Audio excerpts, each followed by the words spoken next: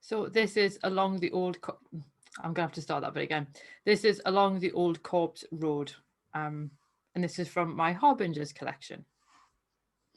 Tanya sits on a low wall at the bottom of her garden, and she's already swigging from a bottle by the time I reach her. She's picked the label off, so I've no idea what it is, but it's pink and smells like floor cleaner. She hands it to me before I've even sat down. What are we doing here? I ask her. She sent me a text earlier telling me to get down here before it gets properly dark, but wouldn't tell me why.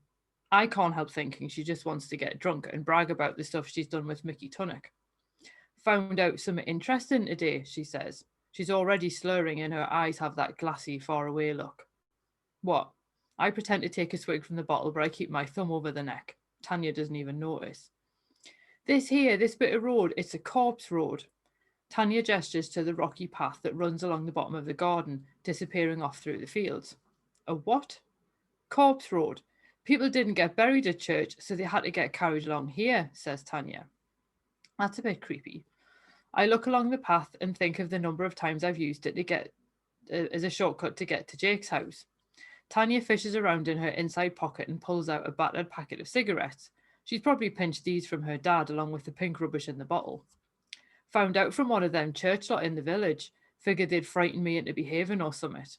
Tanya smiles, but it looks more like a leer. So why are we just sat down here? The air's getting cold and I've just realised the stones are slick with damp. Told Mickey and he said he already knew. But then, get this, he says that if we sit here on a full moon, we'll see a ghost. Tanya wiggles her fingers and makes childish ghost noises. I roll my eyes. And you believe everything Mickey tells you? Most of it. She giggles, no doubt remembering something filthy he's told her. I pass back the bottle and she takes another swig. I look up at the sky and notice it's a full moon. I can't remember the names of the other phases, but there's no mistaking this one. I doubt we'll see a ghost, though Tanya will be seeing all kinds of stuff if she keeps drinking that pink stuff. When I look at Tanya again, she's slumped against the tree by the wall. She's snoring gently, her mouth open and her eyes flickering. I'm half tempted to take a photo to put on Instagram, but I notice something more interesting. People are coming along the path towards us. There are only about 6 of them, and 4 of them are carrying a box. It's long and thin, but wider at the top end. There's no mistaking what that is. The 2 at the front walk with their heads bowed. What's really weird, though, is that I can see through them. I consider waking Tanya, but I'm scared that the noise she'll make will ruin the illusion, and the vision will go away. I know I should be scared, but I'm not. All I can think of is I need to take a photo or no one will believe me. I fumble with my phone, but the camera app won't load. I jab at the icon several times, knowing that people are getting nearer, and when the app finally opens, all the screen shows is static. I groan in annoyance and look up in time to see the people drawing level with us. One of the figures at the front finally looks up and she stares me full in the face. I stare back, unable to believe what I'm seeing. I fall backwards off the wall and hit the ground with a thump. Only one thing springs to mind before I pass out. The girl who looked at me is my absolute reflection. And that's the end of that one. It's only a piece of flash fiction, so it's not War and Peace. And then the second one is Black Dog, and this is from Black Dog and Other Gothic Tales. My name is Samuel Phipps, and I offer my position as a clerk within a firm of engineers as testament to my sanity. I can offer no other evidence as to the veracity of the events which I am about to relate, other than the testimony I shall lay before you. I'm staying with my brother in a small Norfolk village. He has been recently married, and I had promised to visit with him and his dear wife. On the night before I was due to take my leave, bound once more for London, I had been visiting another friend on the edge of town. My brother could not make the visit due to illness, and I found myself in a position of having to leave my friend's lodgings without arrangements for transportation having been made. It's not so large a village that one feels compelled to travel by coach or even horseback, and at that moment in my visit, both were extravagances which I could ill afford. I deemed it prudent to make the short journey on foot, and took my leave of my gracious host. Moments before I left, he offered the suggestion that I might shorten my return journey by some 10 minutes or so by cutting through the graveyard instead of following the meandering lane. Cold March air. I had not gone 3 paces when a small hand tugged on my arm. I'm not accustomed to fright, or extended indulgence of my imagination, but the suddenness of the act startled me. I looked down and saw that the hand belonged to that of my friend's maid. She had been returning to the house from the chicken coop when she heard my friend's suggestion, and she begged me to ignore the advice and take my intended route. I told her that I wished to return home, and if my friend's suggestion would allow me to do so all the quicker, then I would follow it.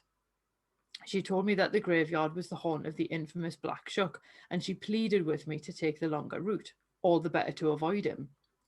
The little maid seemed convinced that my soul would be lost should I encounter the beast, seen only in the graveyard on nights such as these, and I saw no way to placate her that would not involve a lie.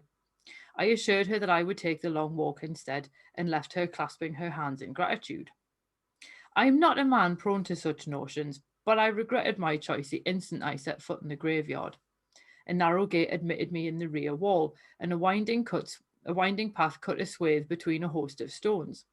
I normally find such places to be fascinating records of human experience, but with a cold wind at my back and frost in the air, I found I had little time to read the stones.